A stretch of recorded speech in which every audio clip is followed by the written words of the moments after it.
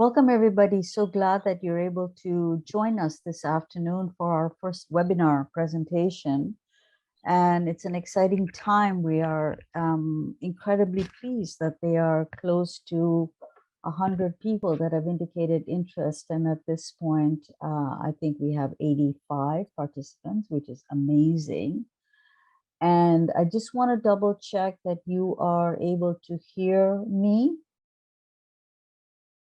Thumbs up. Tara is keeping an eye on the chat. Yes? Great. Okay, thank you. I'm Zeenat Janmohamed. I am a member of the advisory group of Building Blocks for Childcare, B2C2 for short. And welcome to today's webinar. We are here to provide a bit of background around B2C2 and also talk about the expansion plans for childcare. This is an incredibly exciting time. Opportunities abound, and of course there are always challenges as we're launching something pretty significant, but we're here to work together and learn from you as well around what kind of supports you're looking for. I'm going to start with the land acknowledgement and want everybody to know that the session is being recorded so that we can share the recording with you at a later time, and it will be available on our resources page. I'll ask Tara to post the website link so that you have that accessible to you as well. So to do the land acknowledgement, this is one small part of our work with Indigenous peoples, but we recognize that the work of B2C2 and the work of its community partners takes place on traditional Indigenous territories right across the province. We acknowledge that there are 46 treaties and other agreements, including unceded land that cover the territory now known as Ontario. We're thankful to be able to work and live in these territories, and thankful to the First Nations, Métis, and Inuit people who have cared for these territories since time immemorial and who continue to contribute to the strength of this province and to all communities across the province. B2C2 is honored to collaborate with Indigenous childcare providers, families, and communities throughout the various territories. We also respect the calls for action of the Truth and Reconciliation Commission and their significance to early childhood education and policy work. We respect the rights of and Canada's obligations to Indigenous peoples. And this is just one small part of our work, and appreciate your time and your consideration around the land acknowledgement. B2C2 has been in development, I would say, for some time now, but formalized it as a group 18 months ago or so. I may be wrong on that, but it has been a very interesting place to have a discussion about some of the challenges that have come forward, and at the same time the opportunities that we're all experiencing with the possibility of expanding early learning and childcare in Ontario and right across the country. We have a number of panelists with us today, but really we want to spend as much time as possible hearing from you and sharing your ideas and your concerns with us so that we can formulate some plans so we can move towards some resolution. Our goal here is to actually work with you and support your work as you are thinking about expansion possibilities. So I'm going to start with an introduction of our first panelist, and then after Gord is done, we will continue with Kim Hiscott, and then Sue Colley will wrap up the discussion, but also moderate the question and answer period. And a special thanks to Tara Cleveland for helping to organize today's event. So we now have 96 people online, and we are going to do a poll so that we can learn what kind of organization you're from and have a better understanding of the participants, and also at the same time hopefully get a sense of how many of you are from the GTA across Ontario and possibly in other parts of Canada as well. So is the poll happening now, or are we starting with Gord? Tara? Anyone can click the poll button at the bottom of the screen as the Great. webinar goes along, and at the end we'll tally all the results and let everyone know. Perfect. And so we can go ahead with Gord. Great. Great. Many of you know Gord Cleveland. He is a professor emeritus of economics at the University of Toronto and has written extensively about early learning and childcare policies and their impact on children, families, and early childhood staff in both academic and popular journals. In 2018, Gord authored Affordability for All, a report to the Ontario Ministry of Education that recommended the provision of free childcare services to children of preschool age. He's currently a member of the newly formed National Advisory Council on Early Learning and Childcare, which provides advice to the Minister, Karina Gould. So we'll start with Gord, and Gord has a presentation to share with us. Thank you, Gord, and welcome everyone. Thank you. Now I'm going to try and share the screen. So far not working. And I don't suppose you can see my screen.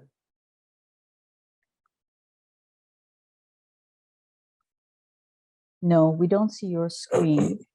You do see me, but not my I screen. see, yeah. Okay. Tara, any suggestions here? I am trying to figure out how to do it. Okay.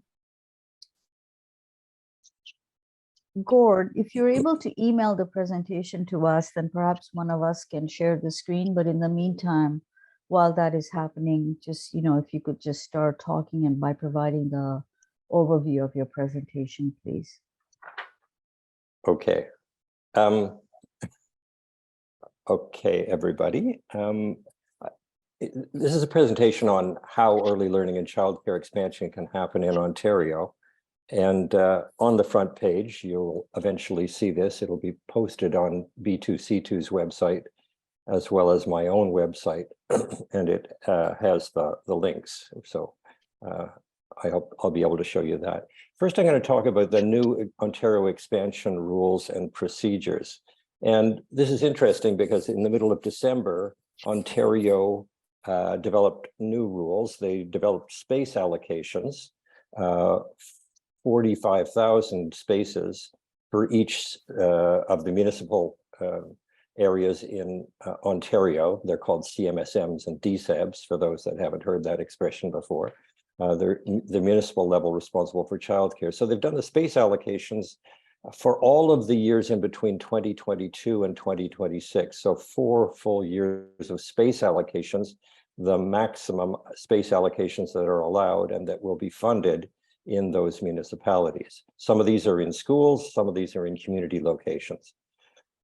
How did it do this? Well, the exact methods are mysterious and not exactly transparent and without the promised consultation, but the ministry says its allocations are designed to provide more equity in childcare coverage across the province, aiming for 37%, at least 37% across the province in each of the CMSMs and DSABs, to serve persons more in need, low income, Black, racialized, new immigrant, Indigenous, and so on, to provide proportionate amounts of French language childcare for Francophone families, and to increase flexible hours childcare. Those are the objectives of the space allocation, and all of those are good and wonderful objectives. How will this expansion happen? Well, it is kind of amazing to say it, but by January the 20th, which is essentially 2 weeks from now, CMSMs and DSABs will have to accept those space allocations for the next 4 years and decide where expansion will happen in their municipality, how many spaces in which priority neighborhoods, essentially underserved communities. Now, that means that essentially the fundamental planning of expansion of not-for-profit and public and private childcare over the next 4 years will happen in the next 2 weeks. So very, very accelerated schedule, and that is going to cause all kinds of problems. After approval by the province, these projects will be built into new 5-year service system plans by the CMSMs and DSABs by spring of this coming year, this year now. Along with the space allocations, there are new licensing procedures and startup funding. The licensing procedures are a big step forward. There's a big role for CMSMs and DSABs before applying for a license and before spending any money creating new spaces. You have to get approval from the CMSM DSAB that these spaces will fit into the local service system plan and they'll meet municipal zoning rules. So then the province will license these new spaces and the CMSM DSAB will guarantee your future access to operating funding. So it's a big change because it reduces risk and reduces uncertainty enormously. It means that when you start developing a new childcare center, you will know whether or not you have a license and whether or not in the future you will have operating funding to cover your costs. And that wasn't true before. It now makes it possible that somebody would be willing to loan you money or give you money in order to operate this. So it reduces risk. That's a very important step forward. There's startup funding, a maximum $90 a square foot, easier actually to think about as about maximum of $7,000 a space. For equipment, perhaps minor refit of leased space, this is the only capital money available for community-based expansion. The startup money will be allocated to CMSMs and DSABs proportionate to their allocation of community-based spaces. And those CMSMs and DSABs will make decisions on the application from the new licensees. And the startups funding must be spent within 2 years. So progress with issues and problems. Here's where I really want to have your ability to see my screen, because I'm going to have to describe a couple of charts and graphs, which are really interesting. So I hope you'll get a chance to look at this later. I'm going to talk about the barriers to expansion. Now, B2C2, excuse me, did a survey in the fall of this last year and went out to a large number of not-for-profit and public providers across the province to ask them a number of questions about expansion. The first one was, are you likely to expand? And the good news is that a very large proportion of the not-for-profit and public providers, even with all the uncertainty that exists, are willing and anxious to expand. And that's particularly true of the larger licensees, those with 10 or more centers in their group, but even quite true of the medium-sized licensees as well, 2 to 9 centers in the group. But there are significant barriers to expansion. And I have a lovely chart here that would show you what percentage of respondents said that each of these different, there's 7 of them, different topic areas are really important barriers to expansion. And the winners in this race about barriers are capital funding, that's incredibly important. Guarantees of operating funding, once expanded, that has been now addressed to a fair extent by this change in the licensing requirements. But bigger than anything else, not enough qualified staff. 96% of the large licensees, 10 or more centers in the group, said that that was a key barrier to expansion. 82% of the medium-sized, even 61% of the single site centers said not enough qualified staff was really important barrier to expansion. And we might want to know why. Why is, what's the problem with qualified staff? I do have a chart here, which I will post on my own website, and you may get a chance to look at it, which summarizes the average hourly wage in female-dominated occupations in Ontario in 2020 and 2021. And it groups a lot of occupations. It averages over them. The bottom line of the story on this graph is that the wage of early childhood educators and assistants is a high school wage. It's not a college wage. if you look at the occupations across Ontario, and you look at those that require a college education in order to access the occupation, they're in the $28 to $35 range per hour. The high school requiring occupations are in the $20 to $23 an hour range. And the wage of early childhood educators and assistants in Ontario on average comes in at $21.28. So we're trying to pay early childhood educators with 2 years of a community college education and a lot of practical experience as if they had just come out of high school. If you want to know why we have a problem with retention and recruitment, I think we have just found it.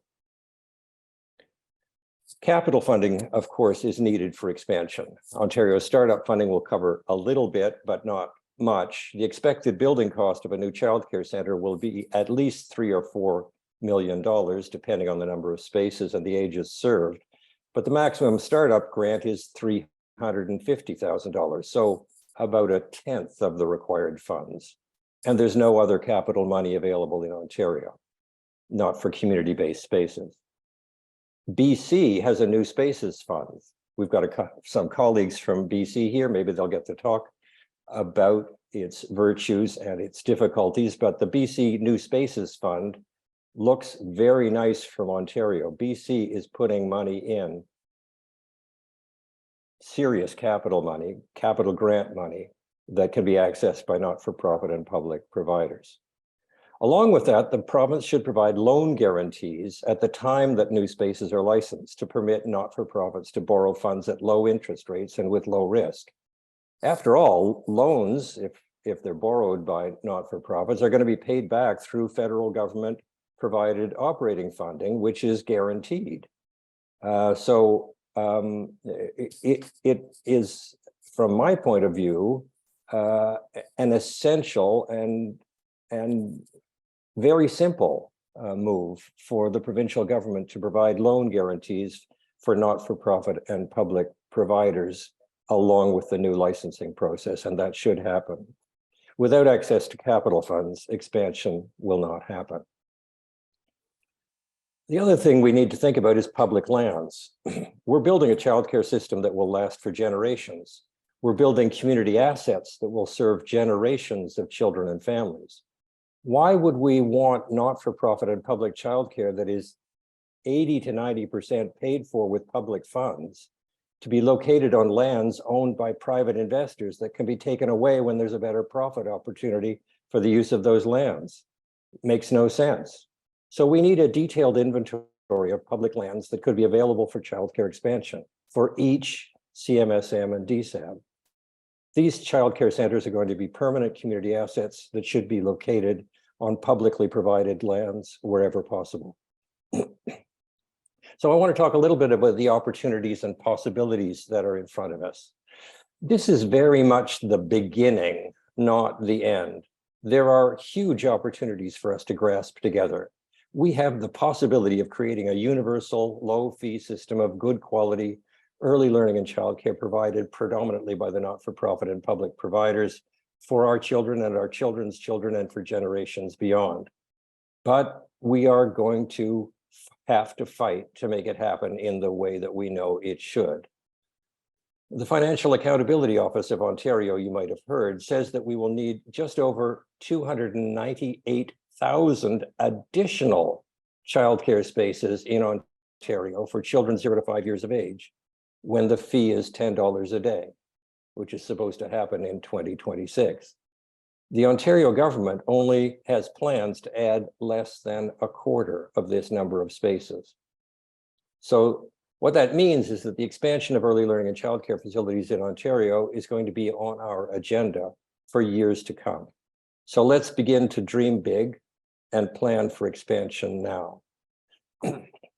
The other thing to notice about the situation we're in right now in Ontario is that nearly all new licenses are going to go to not-for-profit and public providers if the Ontario government follows what it has committed itself to. In the agreement it signed with the government of Canada, it committed itself to, and I've got a quote here, basically it says, at the end of this agreement, the proportion of not-for-profit licensed childcare spaces for children aged 0 to 5 compared to the total number of licensed childcare spaces for children aged 0 to 5 will be 70% or higher.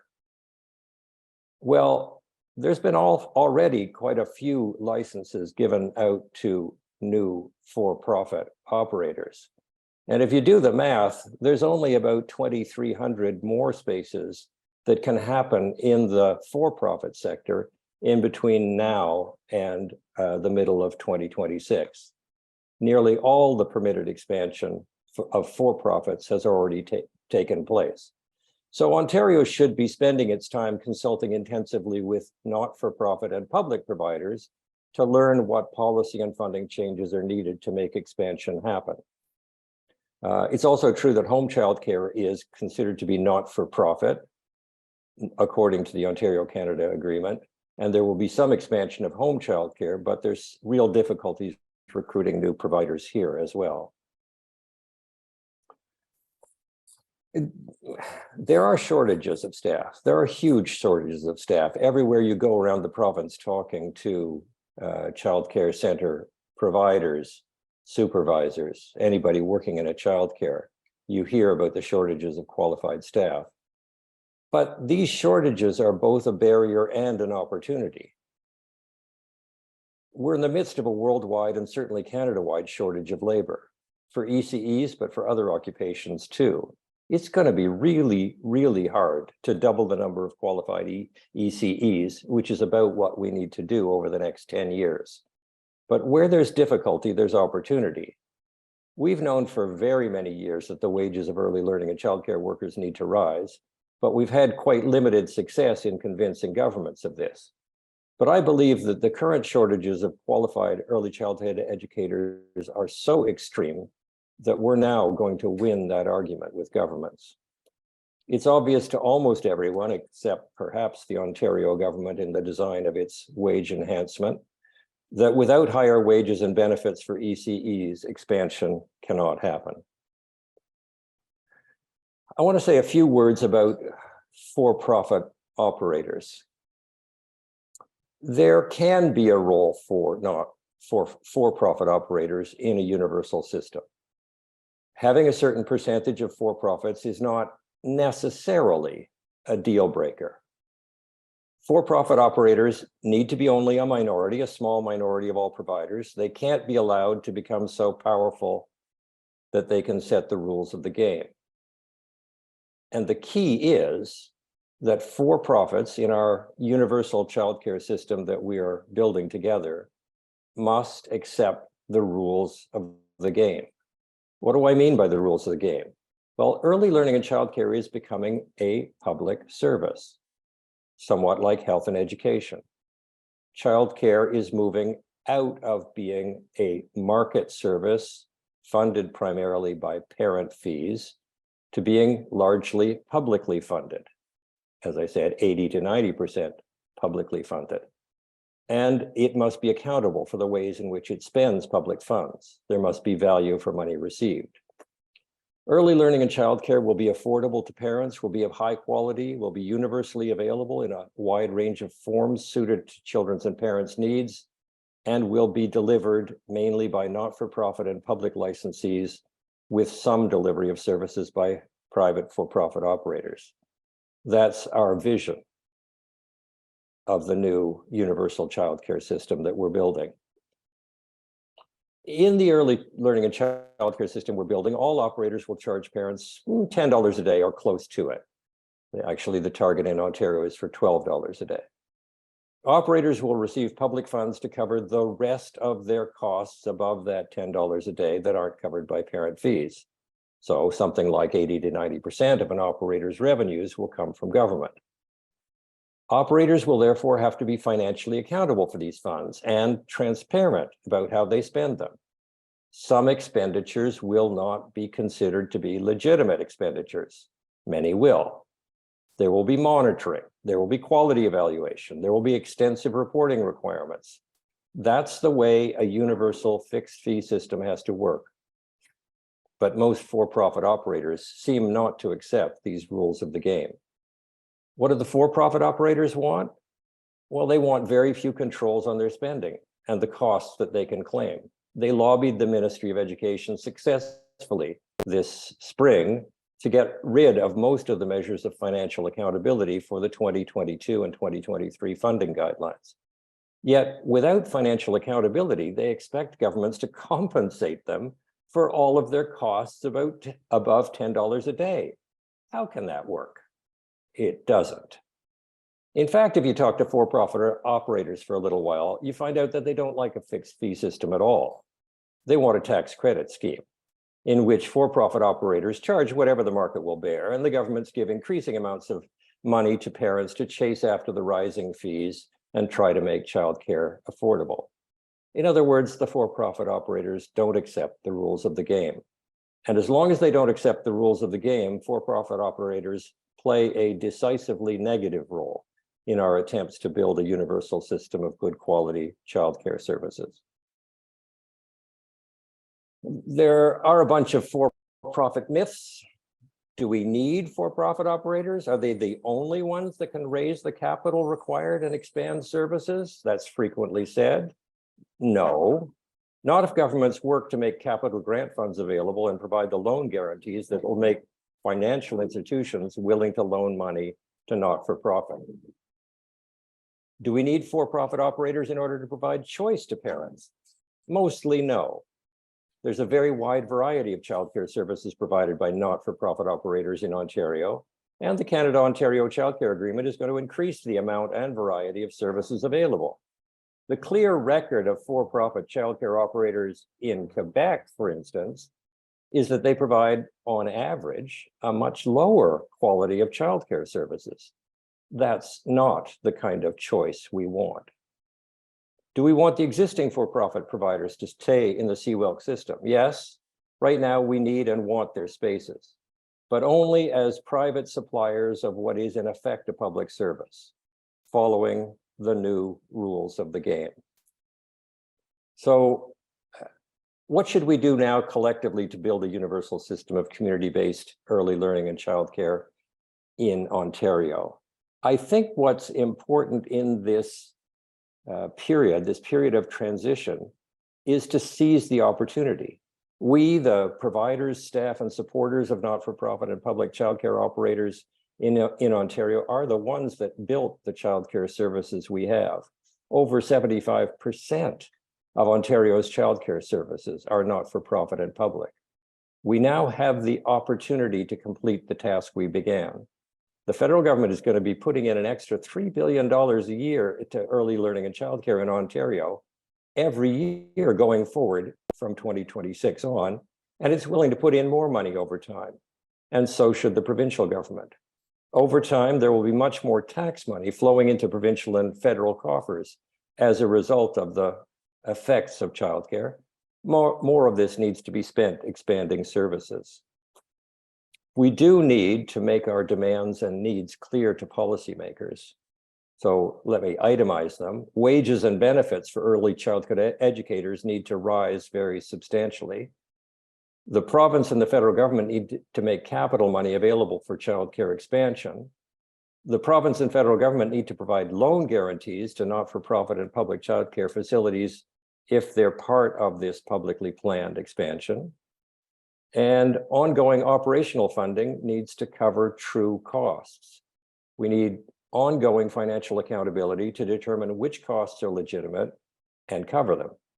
We need to make our voices heard in the consultations about a new funding model that will be taking place this year. We can do this. We must do this. Even if all the policies and funding arrangements right now aren't yet in place, we must all work on planning future expansion. We need to get parents behind us, and we need to put pressure on governments to get the policies and funding arrangements we need. My wish for the next 2 weeks is that every not-for-profit and public operator in Ontario that has thought about expansion should put forward their thoughts about expansion, the possibility of the expansion, where they would develop and how many spaces they would develop, even if all the details aren't there. Put those forward so that the CMSMs and DSABs know there's a huge number of for-profit and public operators that are willing to expand in Ontario to provide the services that are needed. We just need the support from our provincial government and our federal government that will make it possible. Thank you. Thank you, Gord, and appreciate that. That was a little bit challenging to do when the screen share was not working, but we promise that we will make that available to you on the website next week. I'd like to introduce Kim Hiscott to you. Kim is based in Ottawa and has a very long history in early learning and childcare. She's the executive director of the Andrew Fleck Children's Services, which is a multi-service, multi-site, not-for-profit agency serving Ottawa's families since 1911. You look pretty good, Kim. Yeah. She's had several opportunities in her career to establish not-for-profit early learning and childcare, including new construction projects, renovations of existing spaces. She strongly believes that the quality of spaces, both inside and outside, matter, and that early childhood educators have a lot to contribute to design ideas. She's also sat on numerous provincial-wide boards, including the AECEO and the Home Childcare Association of Ontario, and is a member of the board of Building Blocks for Childcare. Welcome, Kim. Thank you, Zeenat, and thank you, Gord and Sue, fellow panelists. This is a really exciting opportunity to have 100+ people all thinking about and getting excited and dreaming about expansion of childcare. So Happy New Year to everyone. Let's start off 2023 with a bang. That was certainly the message that I was sharing with our city here in Ottawa. December 19th, they get that memo. As Gord said, it's due, the plans are due by January 20th. My goodness, pretty typical, but we're, if nothing but resilient and excited. As the B2C2 survey showed, the sector is very keen to expand. So my comments are probably going to resonate more with those that maybe are just starting to think about expansion. If you're part of a multi-service, multi-site organization already, you probably are clearly down this path already, already well advanced. But if you're not one of those, then what we're hoping, B2C2 is hoping, is that we can inspire everyone who is a not-for-profit to really be thinking about what they could be doing to expand opportunities for children and families. As Gord said, 298 spaces are going to be needed eventually. That's a lot of growth, and we really want to make sure that the not-for-profit sector is well represented, because if we don't do it, then that becomes the potential argument, right, for the province or other governments to say, oh, well, it can't be done in the not-for-profit sector. I guess we need to look elsewhere. So I guess the very first step I would suggest is that this needs to be part of your strategic plan. You need to go to your board of directors. You need to be having that conversation, explaining why you believe that expansion is what's best for your organization, short-term, long-term. You need to be doing that today, because these expansion plans, even though the work is starting to happen now, won't become realized for multiple years. I mean, these things take quite a lot of time. And of course, depending on your board, they might think this is exciting, or they might actually have lots of hesitancy. And the first question, of course, they're going to be asking is, well, what would be the benefits and what would be the risks? So definitely there are benefits, right? As you become a multi-site, there's some efficiencies, some economies of scale. It was very interesting to me when Andrew Fleck had one small organization join us, our first one way back over 10 years ago. And there was an immediate $35,000 of savings. It was quite a surprise to me, because audit, insurance, and other kind of costs that would not that organization had to bear on their own, that now became kind of part of our pool. Our insurance costs only went up $1,000 a year by joining this new organization. They were paying a separate hefty individual insurance fee. So there's real economies of scale, great efficiencies that are created. you become a much stronger voice also with your funders and with policymakers. You know, when you're a smallish program with maybe 39 children or 49 children, you know, what's affecting you might not seem that dramatic, but all of a sudden, if you've got quite a few more spaces, then when you're saying, you know what, this policy isn't working, or we've got big challenges, now actually you have a voice that's stronger. And you also create quite a bit of financial stability. So because you have, we all know, right, there sometimes some sites are doing really well, and then other sites maybe are having a little bit more of a challenge, and you can kind of ride out those natural waxing and waning a little bit easier. You don't have to make some dramatic decisions as quickly around, what am I going to do now? I've lost 5 toddlers, and oh my goodness, what am I going to do with this extra staff? You know, if you have a couple of sites, you can do some sharing, and it certainly helps quite a bit. And I would suggest that all of the risks that, or all the benefits that I just described, could also be your risk to not expand. So by not expanding, you're not creating those economies of scale. You're not creating those efficiencies. You're not having that stronger voice. So those are all your risks for not expanding. And it could be a challenging conversation. I was the director of one program where I had to have that very challenging conversation, because that parent board was saying, you know what, no, we're not too worried actually about those that are on the waiting list. We're quite happy with the program just as it is, and we want your time to be spent here, not worrying about expansion or other projects. So sometimes it can be a bit of a hard message, or a detailed conversation to need to have with your board. But let's just say everyone's excited about the Canada Wide Early Learning Childcare Agreement. Everyone sees the value of expanding, and so your board, they become very present. They understand. You have now permission to go forward. So what would be your next steps? Well, right away, of course, you'd want to talk to your CMSM, your DSAB. You'd want to talk to the counselors in your area. You really would want to let the community know that you are ready, that you're ready to do expansion. You make that kind of a public statement, so that then when there's opportunities, they'll actually potentially be approaching you. Because I don't know about you, but my background is early childhood education, and I don't have a big background in real estate. So trying to navigate all this can be a little bit challenging. So here's an opportunity. When you put it out there that you're willing to expand, you might find that some partners, all of a sudden there's some collaborators approach you. And then you could also be looking for some non-traditional partners. So we're thinking about, well, where would you really want to see childcare co-located? And that might be something that's being built in your community, a long-term care home, or some affordable housing, or some other areas that are happening. And I'm thinking more about what's the community-based spaces versus the school spaces, because those are typically being managed by the school boards. But in your community, so where could there be some additional partnerships? It's not something that you necessarily have to do all on your own. But of course, it's not all sunny skies, right? There's lots and lots of looming questions. Doesn't mean that there's insurmountable, but there are some looming questions. And we need to make sure that we're really articulating these clearly to the province, because we want to make sure that the province understands that these will be the barriers that are actually the policy barriers that are not enabling or not supporting us to be able to plant our feet and expand as we think we would want to be able to do. So the first piece is staffing, right? As Gord said, we need some funding for actual costs. So we need to be really clear. And I agree with Gord that, you know, we're kind of in this spot of a real sweet spot potentially, where, okay, we expand.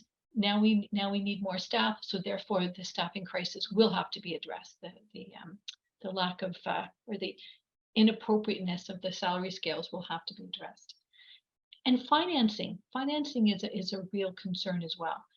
You know, previously we had capital grants. Some of us would have had capital grants, provincial to our CMSMs, to create new spaces, and the intention behind those was to keep parent fees as low as possible, right? So funding at the front end for the real estate, and that helped to really keep the cost low. But it's a different model. This is new to all of us, and so now we really have to think about financing.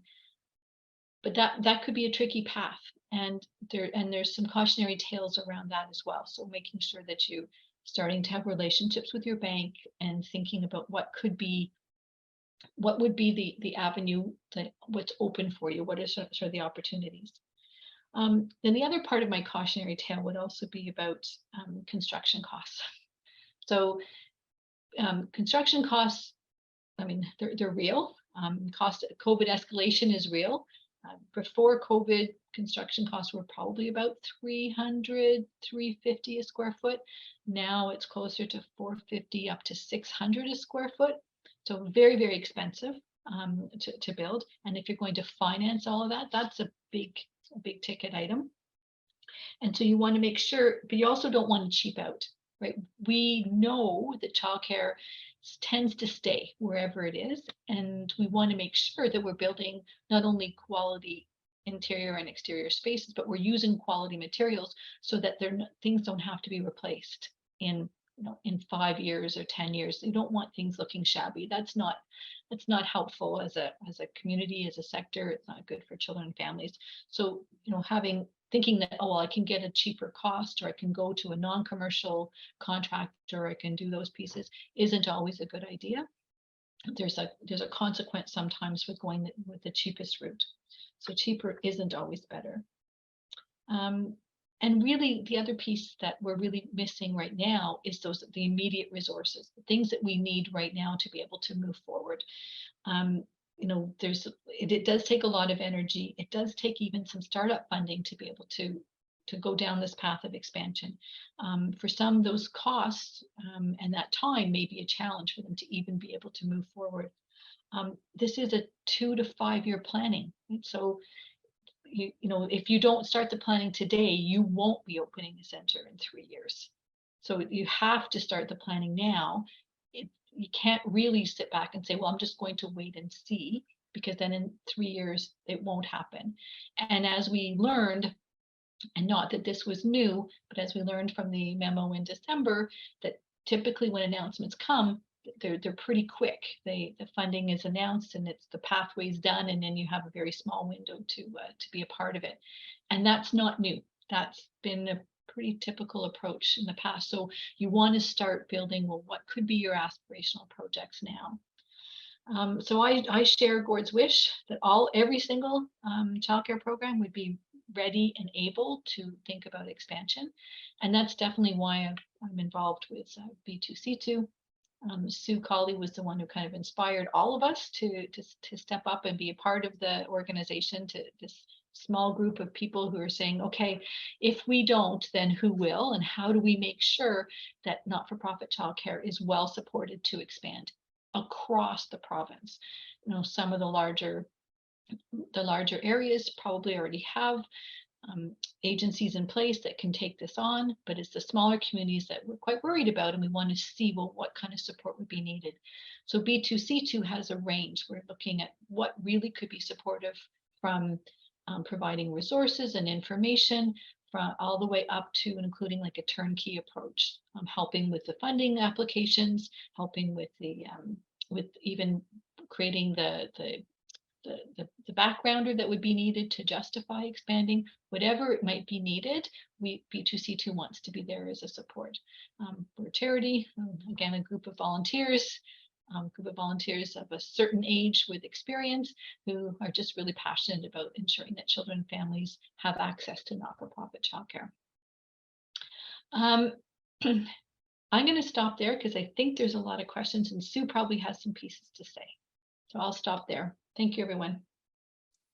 Thank you, Kim. There's a quick question. If you could repeat the details around the memo that was received in December, requiring a response by January 20th. If you could answer that, then we'll move on to Sue. Sure. So that's what also Gord had referred to. So in that memo, there's the CMSMs have to submit a space allocation table. It's the summary or the draft of it is in the template of it is in that memo as well. And they have to identify where in their areas there could be expansion happening based on the priorities. Thank you. I'm going to turn it over to Sue Colley, who many of you know as well. She has been actively involved in establishing building blocks for childcare and is a founding member of B2C2, a longtime activist, a policy analyst, and a researcher in the field of early learning and childcare. Sue is going to provide some remarks, and then we'll also be facilitating the questions and the comments that have appeared in the chat so far. And I would encourage you to post more if you are interested in doing so, and look forward to the conversation. Sue? Thank you, Zeenat. And Happy New Year, everybody. Let's hope it will be after 2022. I just really want to reiterate, before I look at your questions and comments, I just like to reiterate the comments of Gord and Kim about we have to move forward on this. And I think one of my best examples is I really like the fact that that we've been stymied about low wages, and a number of operators are now moving forward to demand proper wages in their budgets, in their budget submissions. And, you know, it really raises the question in a very concrete way: if you don't give it to us, what are we going to do? So I think that it's the same with expansion. We just have to move forward. We have to start thinking about what is it that we can do, even if it doesn't exactly fit all the models that are out there. But anyway, having said that, and my enthusiasm, I'm going to also look at the questions that have been raised. And here's the first big one I want from Tracy in Sudbury, is asking both of you, I think, that in my community, Sudbury, the CMSM has told us that we'll get 219 new spaces, but only 9 spaces in centre-based programs. There is childcare in every school across 4 school boards and no more space available for expansion. Centre-based programs can grow, but not with only 9 spaces. How might I advocate for change to this allocation? Well, there's a real humdinger. How about you two, both or one of you taking that one on? Thank you. Well, I don't know the best way to advocate for it, but it is perplexing. I've looked down the allocations, and why different CMSMs and DSABs have different allocations is completely unclear. We've heard that there's a model based on the 2016 census. It's got 5 variables in it, and that helps some allocation. And then there's other things, and then there's the school board stuff. So exactly what's going on there, it is very non-transparent, and I agree, 9 spaces in Sudbury is ridiculous. Yeah, I mean, you should advocate, but I don't know exactly which button to push. So maybe others who are more in the advocacy realm can make suggestions. Right. I'll just jump in really quick. I think my first response, of course, would be, what are your waiting lists like? And what's your population growth expected to be? So if you have, if all of the centers have long waiting lists, and that becomes your advocacy point, quite obviously, right?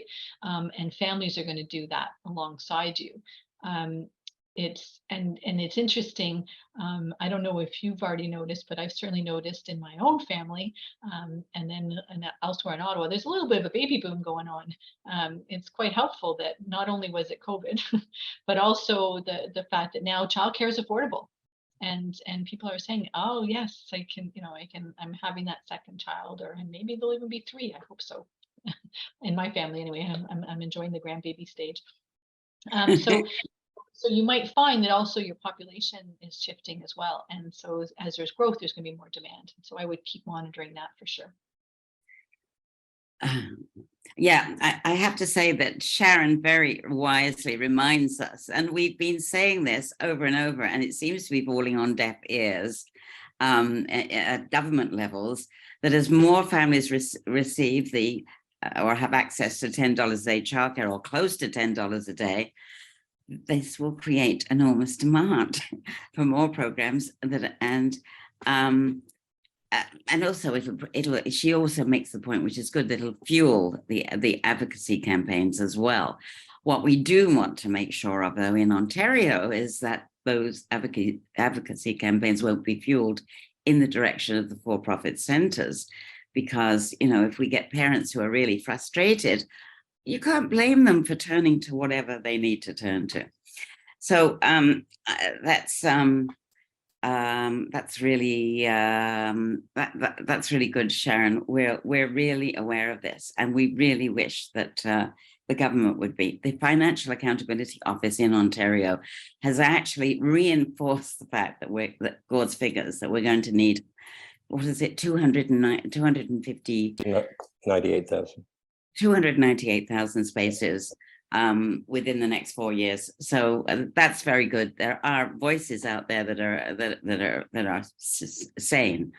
So I don't know if Susan has gone yet. She wanted, Susan from Winnipeg wanted a question raised before she leaves. And I don't know whether she's gone, but it's an interesting question anyway. She's asking a question of Gord regarding the growth in commercial services.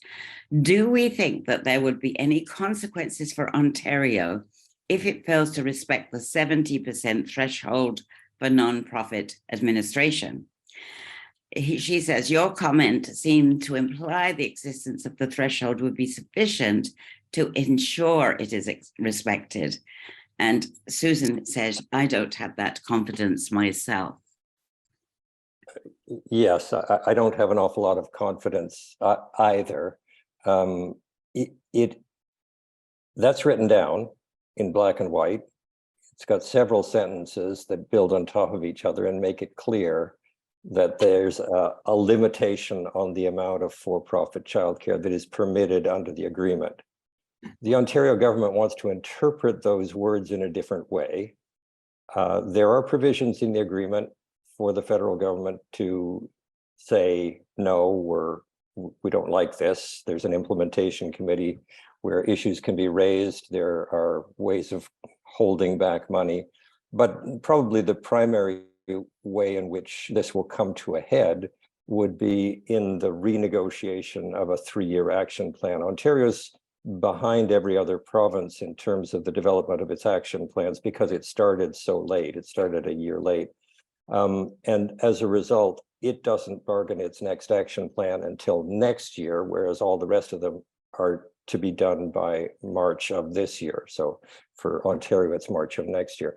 At that point, if things are going badly awry in terms of the commitment to the amount of not-for-profit and for-profit, I expect that the federal government will refuse to accept Ontario's proposed action plan at that point and make a political issue out of it. I think we will want to make a political issue out of it. I mean, what's happening is that I think the Ontario government is trying in various different ways to slip and slide on the agreement. And so I agree with Susan in general that we all need to be very aware of the commitments that have been made and to try and hold the Ontario government to them, because, you know, they would like to diminish the power of those commitments. Here's a simple, thank you, Gord. I hope that answered your question, Susan, or maybe you can do a follow-up. That would be great. Kim, I've got a question here that says, what in your experience is the average cost per child for non-profit or not-for-profit operators? Cost per child. Yeah. So I'm assuming that's the capital construction costs, right? I'm assuming that's what not salaries and everything else. So interesting. When this funding got announced, and I, quickly realized it wasn't going to make a difference really in terms of construction costs. I did did that very quick calculation that I'm sure many of you have done in the back of an envelope. We happen to have a Class D estimate for a new site that we're looking at. It's $4 million. And if that's amortized over 10 years for 49 children, we're talking like $30 or more per day per child, just for the construction. So, it's a lot of money.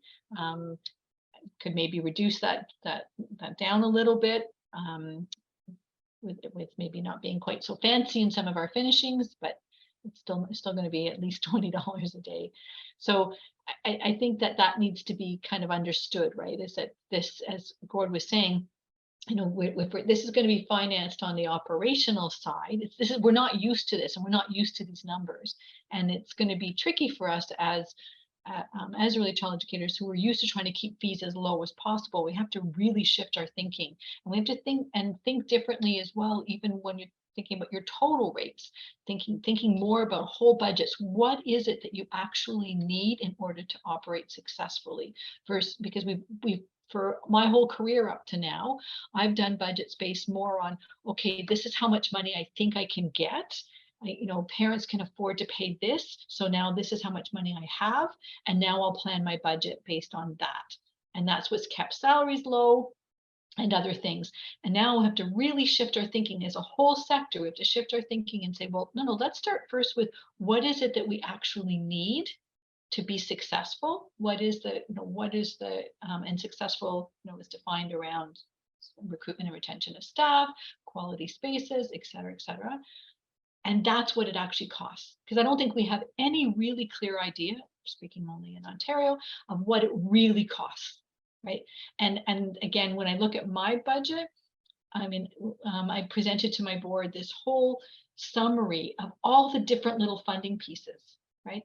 So the cost per child has been, the parents were paying this fee, but I have wage enhancement, and I have, some of my spaces have subsidized rent, and then some, I rely on Canada Summer Jobs to help offset some costs during the summer, and I have, I get this grant, and I do this, and so when you put it all together, you have to really think differently. What is the actual cost? I don't know that I even have a good sense of what does it really cost. That was a ramble. I'm sorry. No, that's it's wonderful. I mean, Kim is a mine of information, is a vault of information anyway about development, and we're very, very pleased to have her on our board to help guide the work of B2C2. And I was going to say that if you do have questions about expansion and you would like B2C2 to respond to you, help you, etc., please drop us an email at info@b2c2.ca. And I have a couple of other questions. First is the follow-up to Susan's question, where she says the issue of meaningful and consequential terms and conditions for federal transfers to provinces and territories is going to be one of the next frontiers in policy development. Without penalties or withholding, it will be hard to ensure compliance from provinces like Ontario. Yes, so true. I might say, in response to Susan, or part of this whole discussion, something that I don't think we talk about enough. This is political. So you can talk about the rules and implementing the rules and shutting down Ontario and the fight between the feds and Ontario, but it actually depends on what the federal government does. Depends enormously on the political situation. And we have to remember that. What that means for us in the not-for-profit and public sector is we need to be very aware of what parents think. We need to get parents on our side.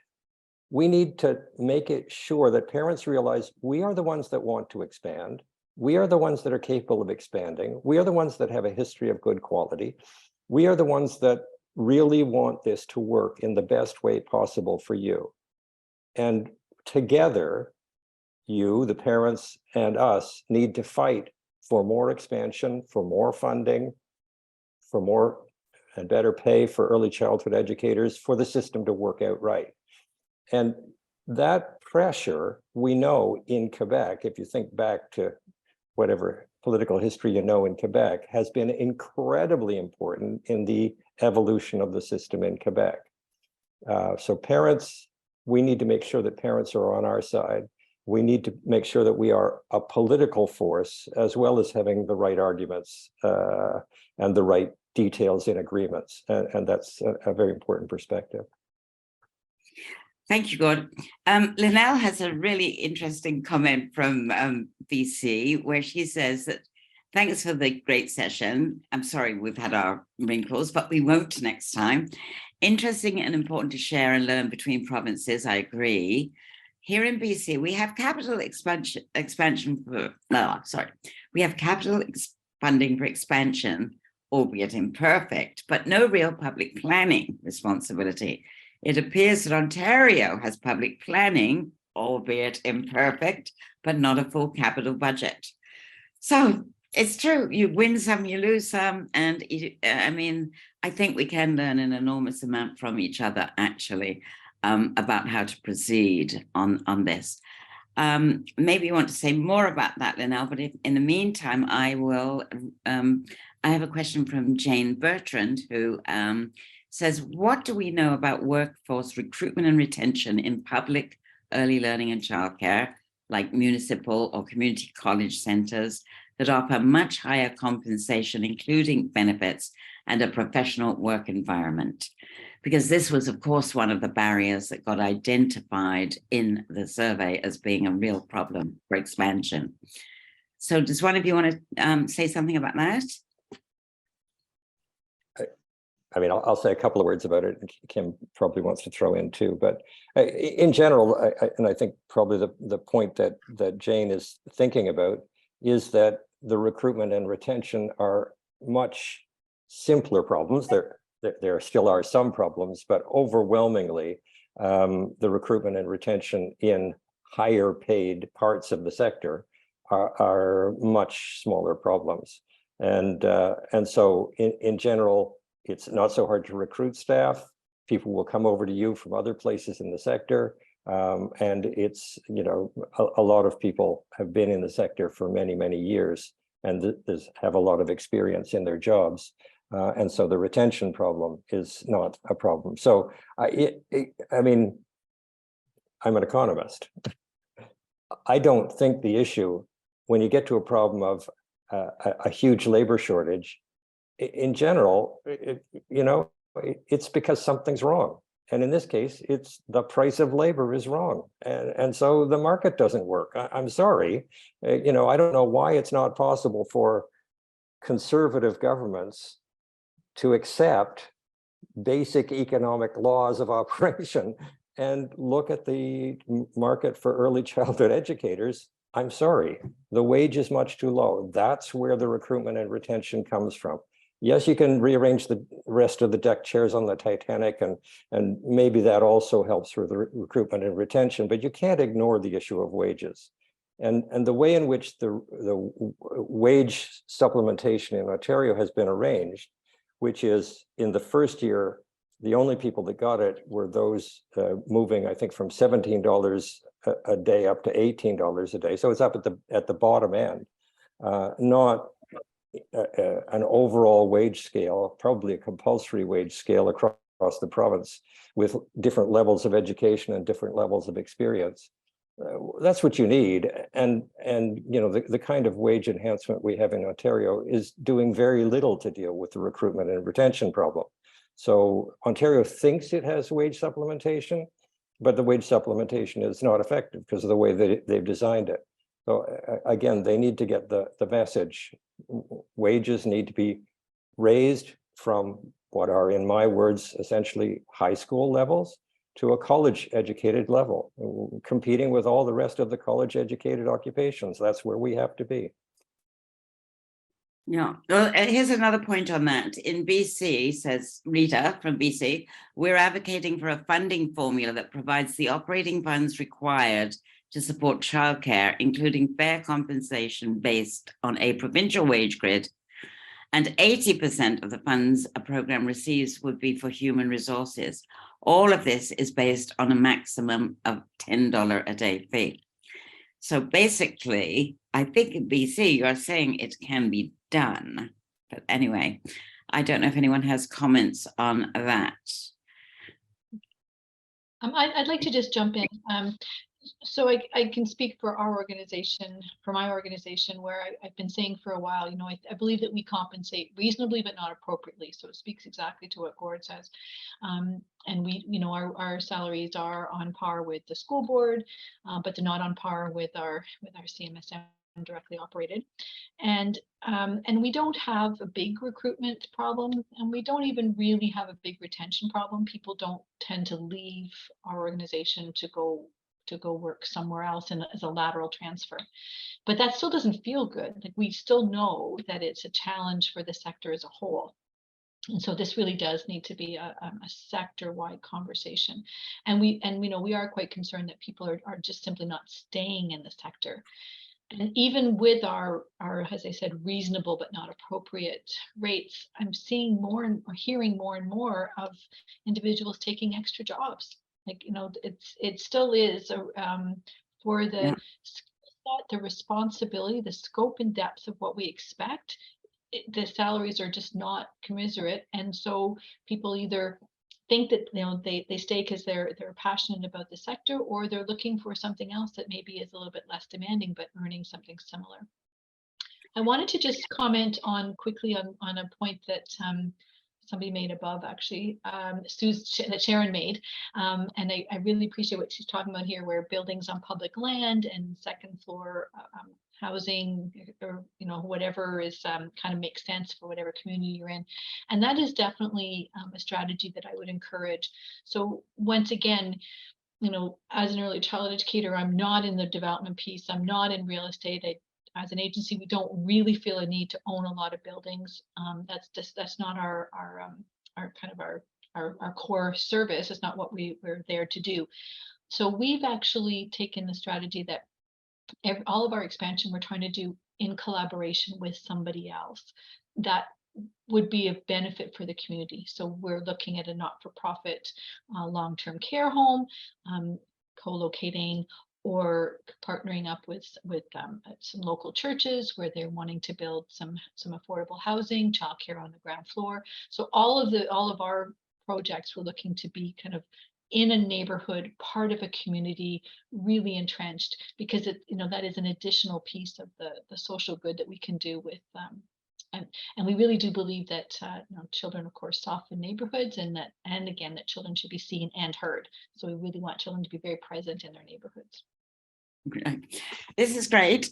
We're hoping to end this by 5. So before we leave the issue of wages, I just wanted to say that Peter had reminded us that benefits, including pensions, are an extremely important component of making attractive career choices. Benefits and pension plans should be portable and preferably province-wide. And Morna goes on to say the entire childcare sector should be covered by OMAs, just like ECEs in municipal and school board sector. And Patricia from George Brown says, we operate 12 centres at George Brown College, have no issues with staff recruitment and retention, although we do have challenges re-supply staff. And I think the implication from Patricia is that they probably have the highest wage grid in the province. Is that right, Patricia? But anyway, that was a good point. And I wanted to also say that, that Danielle has talked about how we mustn't forget and must also advocate for our school-age children in this whole process, because, of course, everything has been so focused on 0 to 5 that the school-age children have kind of got second shift in the process. So thank you for that thought, Danielle. That's great. I'm going to refer now to, I'm going to switch the topic a bit, although, because Mona has asked a question of Gord, which asks, Gord, you said a loan guarantee program is necessary to support the capital costs associated with expansion, and that the repayments would be covered through federal funding transfers. but have you calculated whether the federal funding commitment is sufficient to cover such costs? I mean, the short answer is that it depends. And it depends upon how many spaces you're talking over. And it depends upon what the new funding formula is, which Ontario is planning for 2024, and how it deals with these issues. Is there enough money to cover these capital costs on the number of spaces that we're currently talking about? I believe the answer would be yes. We're not talking about enough spaces. So to get to the 298,000 additional spaces that the Financial Accountability Office of Ontario says we need at $10 a day, that's what the demand will be. Yeah, for sure, we will need more money. So I'm happy to stand shoulder to shoulder with Ontario, going to the federal government and saying, actually, we do need more money. We can get a good part of the way, but we need more money. Fair enough. But that shouldn't stop us from building a good system now. And yes, we can do a good job right now. And the nice thing about a loan guarantee is that from the point of view of the provincial government, this is almost costless. What we're asking is, many of you know, it's very difficult for not-for-profits to borrow money. The banks, the financial institutions don't want to loan money to not-for-profits for a series of reasons. Some of it really relates to the fact that, they can't seize the assets of the not-for-profits, or maybe they could, but it's politically a PR nightmare. And, so they figure it's not like a situation where we're dealing with a private lender where you're dealing with a semi-public lender, borrower. So the financial institutions don't historically like to lend to the not-for-profits. This licensing scheme with a guarantee of operating funding that goes with it, this is the change that Ontario has made, very good change. That reduces the risk, makes it possible for a lender to say, oh yes, I see you will have a guaranteed stream of income if I loan you money. Okay, that's one piece of the puzzle. You need the funding rules that also cover that. Absolutely right, Morna. And you need a loan guarantee from the provincial government that says, look, we'll step in here and we'll say, don't worry, this money will be paid back. It's coming from federal funds, and if it doesn't, it'll come from provincial funds, and we will pay this money back. But that's built into the system. There is guaranteed operating funding going forward for years and years and years. The federal government has said this is a permanent commitment. So the risk should be very low for a financial institution to loan capital money and development money to the not-for-profits, but they're not used to it. They're cautious. And so we need to push them over the line. And a loan guarantee from the provincial government would help a great deal in saying, yep, fine, loan to these not-for-profit childcare operators. They have a guaranteed license, they have a guaranteed stream of income, and we'll make sure you get your money back. Then not-for-profits can borrow at a very low rate of interest and with good terms. And that's very important in terms of the working of the whole system. What's the cost to the provincial government of doing that? Almost nothing. The risk to them is almost nothing. Why won't they do it? I don't know. Let's ask them why they won't do it. This is a policy that makes sense and has almost zero cost for the provincial government, but it would definitely help the not-for-profit and publics to be able to expand. Yeah, and it's certainly going to be what happens with the for-profits. Did you go into that, Gord? What's going to happen is that the for-profits are certainly going to charge the costs of their real estate back to the province in operating. So it's no different actually than the for-profits. In fact, yeah. Anyway, I've got two more wage questions. Daryl has asked what you think actually I've lost the question, but I think he said, what pressure do you think the CMSM what leverage, if any, does the CMSM have with the province to be flexible with issues like wages? And I imagine that's in response to people who are putting in for higher wages. Does anyone want to comment about that? Maybe Kim, you've had some response already from Ottawa, have you? Or Gord, have you talked to anyone about that? I haven't had any response from Ottawa. We haven't put in our budgets yet. So yeah, I'll let Gord start and then I'll form my thoughts because I'm not exactly sure how to answer that. I mean, my only thought on it really is this is a door that's halfway open. We need to keep pushing, right? I mean, the logic is almost impeccable to look at it and say wages are definitely clearly too low. So will the CMSM have leverage to make that happen? I don't know, but every one of us and the CMSMs, along with all of us, have to keep putting the pressure on and saying, look, you're asking us to come forward with capital expansion plans in priority neighborhoods and yada, yada, yada. Well, there isn't the qualified staff. So how's that going to happen? Come on, you've got to move on both parts of this at once. And I think the CMSMs and DSEBs should say that as one to the province when they're submitting these prior lists of priority neighborhoods and new spaces.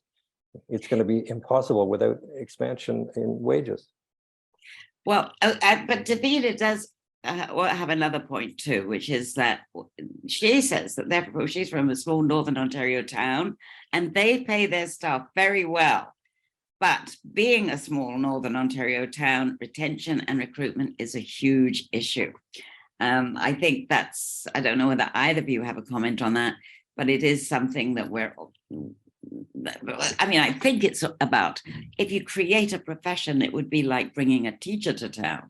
It would have the same kind of cachet, it would have the same kind of money and so on and so forth. And I think that's where we're all headed towards. So let's hope that we can work on this general wage issue and professionalization issue and benefits and so on, Davina, and maybe you'll get your staff in the long term. I have a question from Jane Beach, which is, who do you, wait a minute, who do you suggest would end up owning the real estate that is funded through loan guarantees? Can I jump in? I'm going to jump in. Yeah. Again, as a speaking, as a not-for-profit, I know that often it's deemed, oh, well, the real estate is an asset and isn't that wonderful? Well, again, as a not-for-profit that has no intention of selling that asset ever, it's actually not an asset. It's probably more of a liability because we need to maintain it. So I don't know that the building ownership should be, I mean, obviously it needs to be a piece of the conversation. I think that there's some advantages to not-for-profits owning, and Andrew Fleck does own several buildings. One of them that was built in 1932, and we're still there. But again, I don't see it as an asset because I really can't turn around and sell it because our intention is to provide childcare. If Andrew Fleck ceased to exist, then quite clearly, then that asset would need to go back to the community. I mean, I think that there could be those pieces that would be built in. The ownership piece of the building, if the not-for-profit owns it, I see sort of two advantages. One, in that we can control costs potentially a little bit better than if we're leasing space.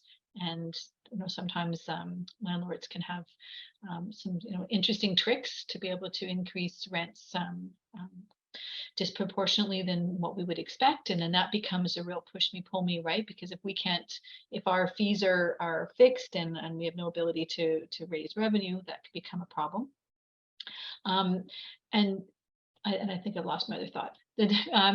Yeah, so the advantage is and then also the other advantage would be sometimes location. So sometimes, wherever you want to be located, it just makes more sense for it to be a purposely built building, and you're not going to be able to convince anybody else to do it for you. Yeah, And Susan from Manitoba says that legally, assets owned by non-profit and charitable groups must be distributed to other non-profit or charitable groups. So this preserves the value of property purchased with public dollars. And I think that's the premise that most of us, follow within the non-profit world, even though many of us would really like to see publicly operated childcare. I'm getting really to the end. I think that if Kim and Gord, you'd like to say a few words, what I just checked that I haven't missed any really important question, then we probably could say a few final words and wrap up.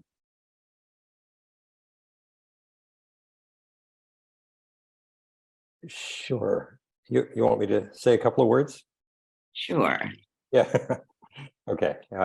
Maybe you're looking to see whether or not there's still questions, but Right. yeah, I pretty well have said it all. I did end up being able to put the slides into the chat, and they will be available on B2C2's website and on my own website, if you know where that is. I mean, I think there's we can do this. It's really important to do. I mean, I've been involved in this sector, as many of you have, for a very long time.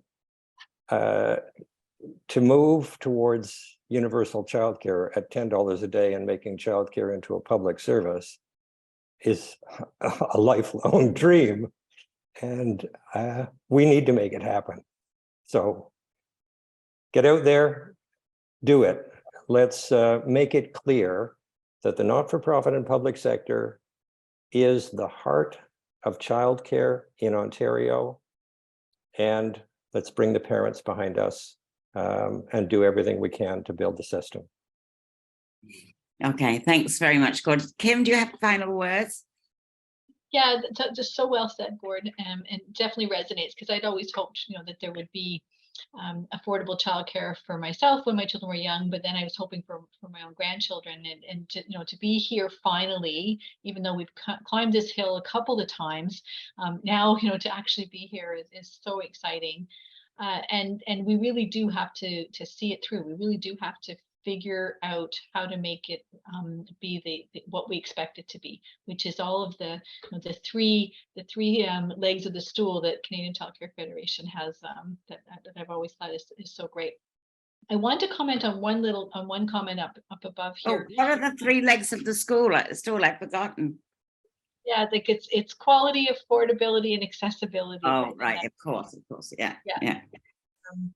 But I liked how Sharon put in the chat, that more work needs to be done provincially and federally around the profile, and I think we should continue to be extremely offended by the approach that Ontario did with the floor of $19 an hour for the 25% of ECs that were making less, because unfortunately that public message and the media around that really has framed thinking that, oh, early child educators earn and even maybe deserve $19 an hour, and that has, I think, been quite a challenge, even for inspiring people to want to join the sector. So that's a narrative that we have to shift. We've got to fix that, and I think one way to do that is to be really bold and maybe a little bit less humble for those of us that are employers of choice, and being really specific around what we do offer. But it's not typically been our style as early childhood educators. So I think we just need to maybe be a little bit bolder around that. But to just also say that B2C2 is really keen to see how we can support, how we can help. We have a wealth of ideas and potential resources, and we just need to know what's going to make a difference for people. And Sue's probably going to end on a few notes about that. So thank you very much, everyone. Dream big and plan now. Thank you so much, Kim. That's great. Yes, even though B2C2 has been around a long time, we actually started in 2005 when the Harper government, before the Harper government cancelled all the agreements. But anyway, even though it's been around a long time, it has taken a while for us to get some money together in order to be able to proceed. Now we do have some money, we are going to hire staff, and we are going to be in a position to help with especially small, I mean, the big ones don't need us, but smaller CMSMs, smaller centres across the province, we are really willing to stretch ourselves to do whatever we can do. We do have a list of services on our website that you could look at. It kind of probably needs revamping, but it is a good guide to the kinds of things that we would be able to help you with. And also we are going to continue to put great resources up on our website, resources for running, you know, for operating really great centers, for designing outdoor space, for knowing how you can get your architect, and all of these kinds of things that you have to know about when you're doing expansion. So I'm hoping that we'll be a bit better than that at that, and getting the slides up on the screen today. But hopefully you'll live with us and come back for another time. We're hoping to have fairly regular sessions, probably more focused on specifics, but they could be these kinds of general discussions as well. So please keep in touch, sign up for our newsletter, and we look forward to seeing you again. And yes, as Kim and Gord said, go and get it. Let's expand. Thank you. Thanks, everyone. Have a great evening.